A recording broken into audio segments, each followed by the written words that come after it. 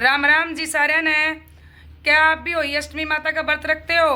तो जी रखते हो तो कई लोगों को कन्फ्यूजन होता है, क्या क्या सामान चाहिए होता है, किस किस तरीके से करना है ये, और क्या क्या चीज़ें इसमें लगती हैं, क्योंकि कई वीडियो देख लेते हैं तो कन्फ्यूजन बहुत हो जाता है, यह चीज़ नहीं है ये चीज़ नहीं है। तो मैं आप लोगों को बताऊंगी बिल्कुल आसान तरीके से, और जो हम यूज़ करते हैं और मुझे लग रहा है लगभग सभी जगह यूज़ होती होंगी। तो आप देखिए क्या क्या चीज़ें यूज़ होती हैं और बिल्कुल थोड़े टाइम में बताऊंगी।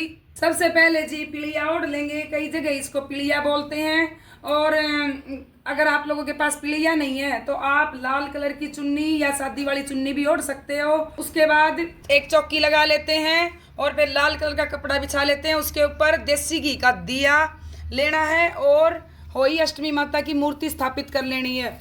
2 जी कलश लेने हैं, कई जगह इनको कलश बोलते हैं, कई जगह कमोई बोलते हैं। एक में पानी भर लेना है, दूसरे में अनाज भर लेना, गेहूं चावल कुछ भी, अगर आपके पास अनाज है वो कुछ भी भर सकते हो जी। सबसे पहले दिया जला लेते हैं। दिया जलाने के बाद मैंने यहाँ देखो मोड़ी बांध ली है, दोनों कलश पे मोड़ी बांध लेनी है आप लोगों को। और उसके बाद अनाज लेना है, चाहे गेहूं कुछ भी अनाज हो, अनाज ले लेना है और उसके ऊपर मीठा रख देना है जो आपने बनाया है घर में, गुलगुले कुछ भी बनाया हो या फिर आपके पास लड्डू कुछ भी है तो आप उसको रख लेना है। और जी यहाँ ना हल्दी का टिक्का लगता है तो हल्दी ज़रूर ले लेनी है आप लोगों को। आपको कुछ भी मीठा ले लेना है, अगर कुछ भी नहीं है घर में तो गुड़ या चीनी ले सकते हो आप, मैंने चीनी ली है यहाँ पे। और हल्दी का टिक्का लगेगा जी। तो उसके बाद अब सबसे पहले गणेश भगवान को टिक्का लगाते हैं और फिर वही अष्टमी माता को और लक्ष्मी माता को। फिर एक सूट या साड़ी ले लेनी है बांधने के लिए और उस पर कुछ अपनी श्रद्धा के अनुसार पैसे रख लेने हैं। और जी फ्रूट में चाहे आप कुछ भी रख सकते हो और इसको है ना मोली से बांध देना है और इसको जी कमोई के ऊपर ऐसे रख देते हैं। इसके बाद थोड़ा सा अनाज हाथ में ले लेना है और फिर कथा शुरू करनी है। कथा होने के बाद इस अनाज से और 1 लोटा जल से हम सूरज को अर्घ देंगे।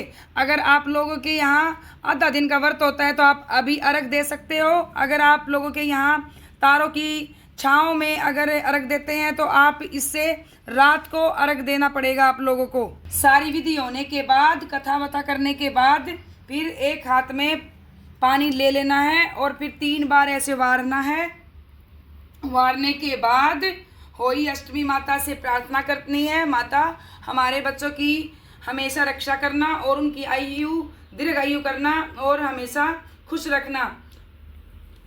और पूजा हमारी संपन्न होती है। और जो ये बायना होता है ये हमें अपनी सास को देना होता है। अगर सास नहीं होती है तो हम किसी पंडित या बड़ी बुजुर्ग को भी दे सकते हैं। और इन कमोई में जो अनाज होता है इसको भी, और ये मीठा जो होता है ये भी हमें इस बायने के साथ ही देना होता है।